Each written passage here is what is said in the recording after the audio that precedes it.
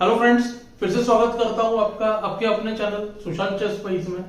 आज का टॉपिक है चेस बुक्स को कैसे यूज करें।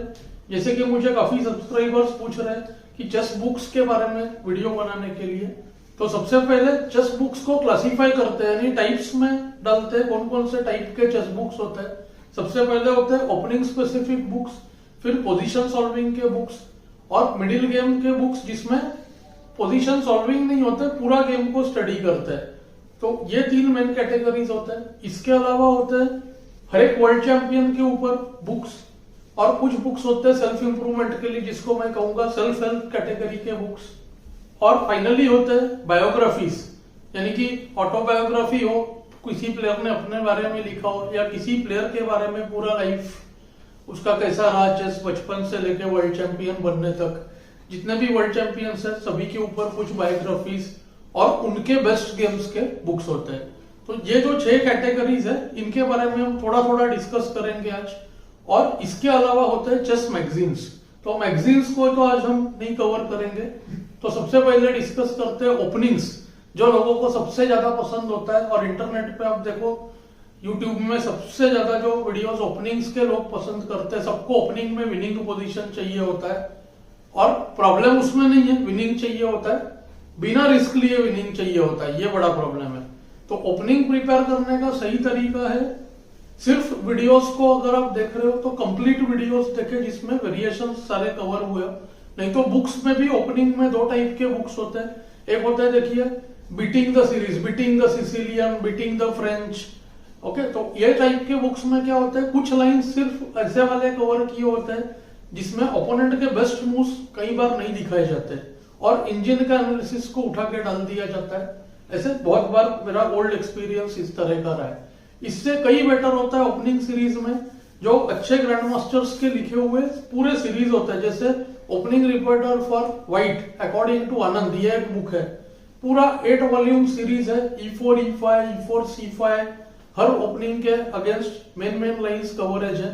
पर यह है सीरियस प्लेयर्स के लिए जिसमें डिटेल्ड ओपनिंग कवरेज है।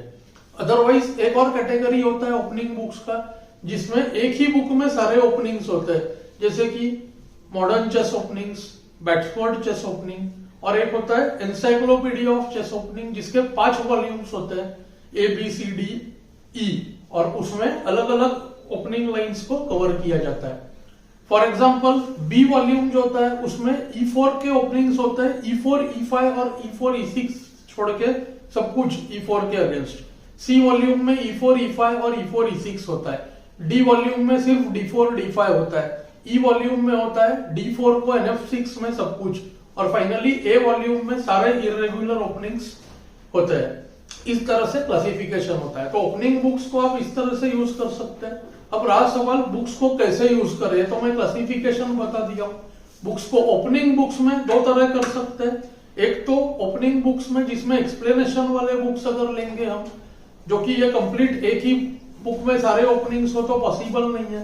तो जो मैं ओपनिंग सीरीज के ग्रैंड मास्टर के बुक्स बता रहा हूँ उसमें आइडियाज एक्सप्लेन किए होते हैं, या तो एक एक वेरिएशन के ऊपर भी हम बुक्स ले सकते हैं जिसमें एक्सप्लेनेशन ज्यादा हो। तो उन एक्सप्लेनेशन को पढ़े, और हर गेम में मैं तो कोशिश करता हूं कि डायरेक्टली मूव्स देखे बिना हम मूव्स गेस करने की कोशिश करें, सेम मिडिल गेम में और सेम हम लोग एंड गेम में।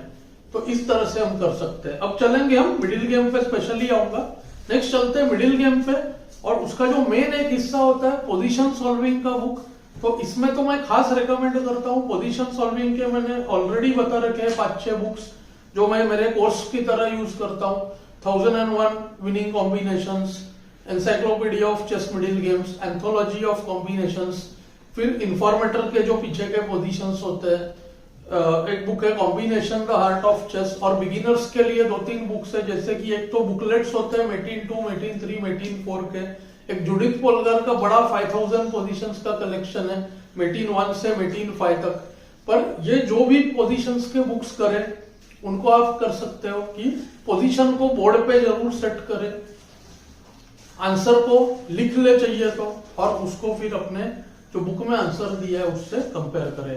और एक बताना रह गया, school of chess excellence Russian books आते हैं, उसके भी सीरीज बिगिनर से लेकर एडवांस तक बहुत ही अच्छे होते हैं।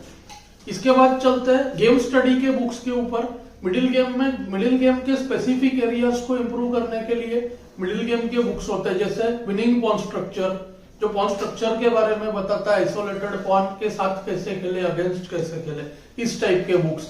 मेरे कुछ फेवरेट बुक्स है, logical chess move by move, पूरे गेम का एक्सप्लेनेशन होता है। इन बुक्स में 100% फोकस होना चाहिए, बोर्ड पे लगा के देखे और ओपोनेंट का जो मूव है हम कर दे और अपने मूव सारे गेस करें, यानी कि जो साइड जीत रहा है उसको अपने साइड पे लगाए और जितने भी अपने मूव्स है सारे के सारे गेस करें और फिर बुक से कंपेयर करें।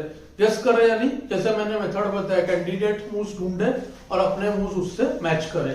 इस टाइप के बहुत बुक्स मिलते हैं, जैसे मेरे कुछ फेवरेट में से लॉजिकल चेस मैंने बताया, दूसरा है most instructive games of chess ever played, फिर विनिंग क्विकली एट चेस, ये थोड़ा हायर लेवल का है। जैसे कि एक बुक है इगोर स्टॉल का मॉडर्न चेस प्रैक्टिसेस के ऊपर, नए गेम्स जो ग्रैंड मास्टर के, हर एक गेम जो है उसमें 2-2, 3-3 पेज का एनालिसिस है। ये होता है थोड़ा एडवांस प्लेयर्स, 2000 प्लस प्लेयर्स के लिए। तो इस तरह के बुक्स, ये सब बुक्स में वही करना है, ओपनिंग में मूव्स गेस करना है, कैलकुलेट करके, चाहिए तो कैंडिडेट मूव्स लिखे, मेरे ये 3 मूव्स थे कैंडिडेट मूव्स, 3 या 4 जो भी थे, हर एक में थोड़ा कैलकुलेट करें और चूज करने की कोशिश करें, फिर देखें उधर एनालिसिस में क्या दिया है। ये होता है सही तरीका गेम स्टडी करने का। जो लोगों का इतना लेवल नहीं है, कैंडिडेट मूव्स ढूंढ के मूव्स फाइंड करे, वो एटलीस्ट मूव्स ढूंढे, कम से कम हर जगह पे 3 मूव्स ढूंढे और देखे कि हमारा जो मूव है वो बुक में एटलीस्ट उसमें से हुआ है कि नहीं। ऐसे आप 1 महीना करने से देखोगे कि धीरे धीरे मूव्स मैच करने लगेंगे। नेक्स्ट कैटेगरी हो गया ऑटोबायोग्राफी के बुक्स। उसमें से मेरे 2-3 बहुत ही फेवरेट हैं। एक तो है गैरी कास्पारोव का सीरीज माय ग्रेट प्रेडिसेसर्स का, तो 5 वॉल्यूम्स है उसमें। हर वॉल्यूम में 4 वर्ल्ड चैंपियन के बारे में, उनके बचपन से लेके वर्ल्ड चैंपियन होने तक का जर्नी जो है कवर किया है। फर्स्ट वॉल्यूम में 4, सेकेंड वॉल्यूम में 4, थर्ड वॉल्यूम में 4 वर्ल्ड चैंपियंस, फोर्थ में सिर्फ बॉबी फिशर के ऊपर डेडिकेटेड है, उसके टाइम के जो प्लेयर्स थे उनके बारे में, और फिफ्थ में फाइनली एनाटोली कार्पोव के ऊपर पूरा जो बुक है डेडिकेटेड है।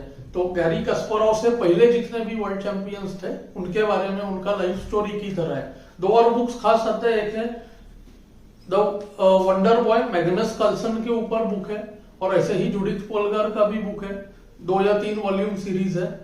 तो ये बुक्स रीडिंग के लिए भी बहुत अच्छे हैं और गेम स्टडी दोनों, इसमें थोड़ा सा स्टोरी होता है, उनका लाइफ का फेज होता है और प्लस गेम्स होते हैं। इसके अलावा वर्ल्ड चैंपियन के जो गेम्स के अलग से बुक्स मिलते हैं, उनको अपना स्टाइल डेवलप करने के लिए यूज करते हैं। मैं जनरली क्या करता हूं, अगर कोई प्लेयर लगता है मुझे थोड़ा पोजिशनल स्टाइल में है, तो सबसे पहले अगर पोजिशनल प्लेयर है उसको 2 चीज करना चाहिए।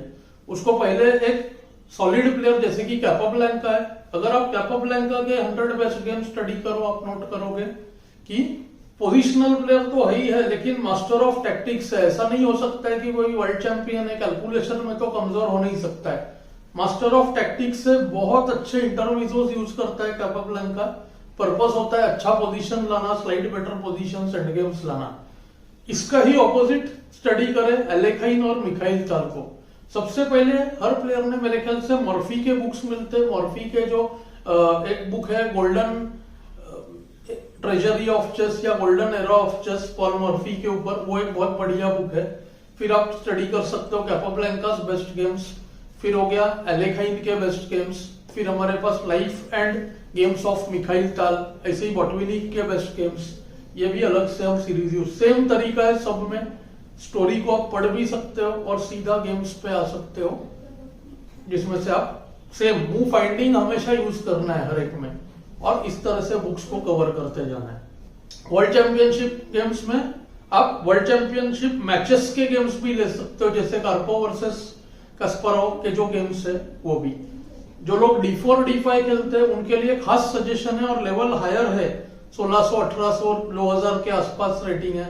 उन्होंने जो कार्पोव का एक सीरीज है, open games in action, close games in action, semi close games in action, ये जो सीरीज है बहुत ही बढ़िया है।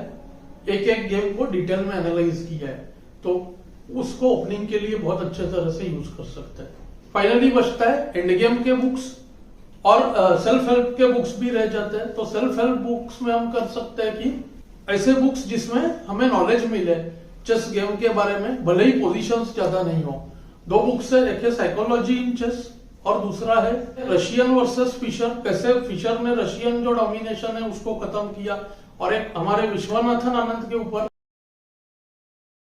जो बुक है उसमें आनंद के जो गेम्स है, अलग अलग फेजेस है करियर के, गेम्स से ज्यादा उसके ऊपर डिस्कशन है, थॉट प्रोसेस क्या रहता है स्ट्रॉन्गर प्लेयर का, किस तरह से वर्क करता है, उसके ऊपर बहुत ही बढ़िया बुक्स है ये।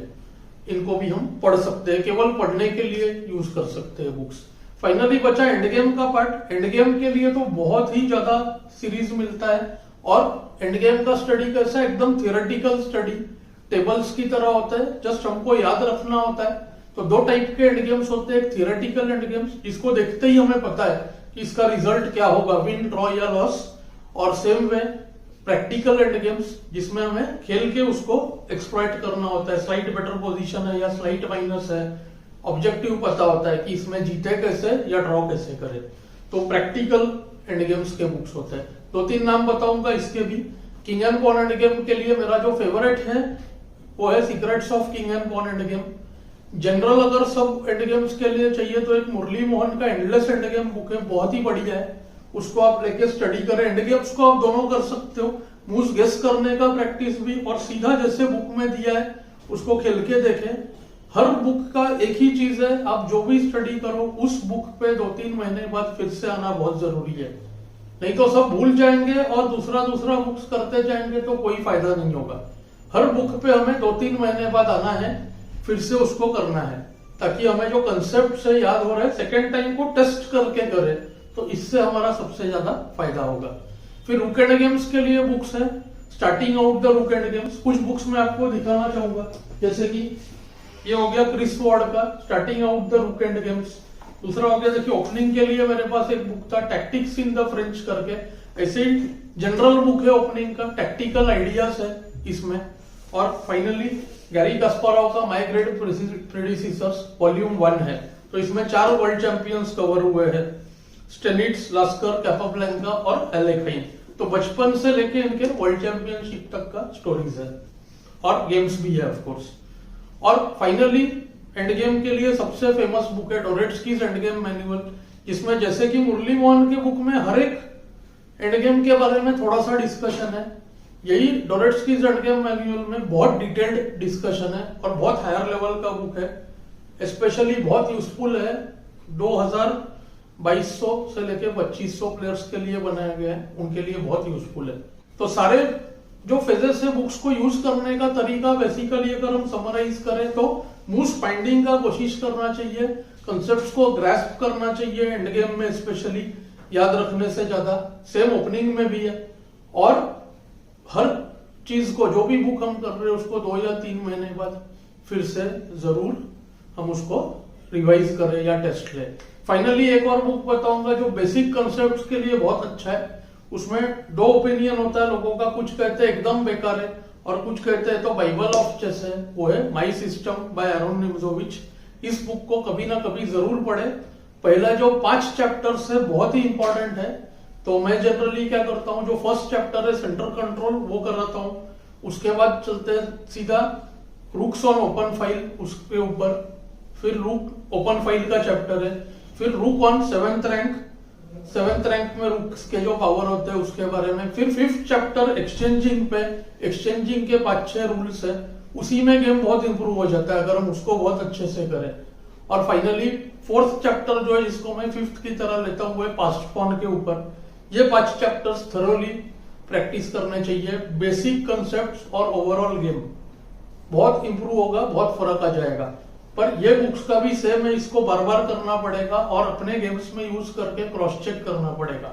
और सबसे मैंने अपने गेम्स जो भी खेले उसको आप किसी ह्यूमन से एनालाइज करें, डायरेक्ट कंप्यूटर से एनालाइज करने से इतना फायदा नहीं होता है।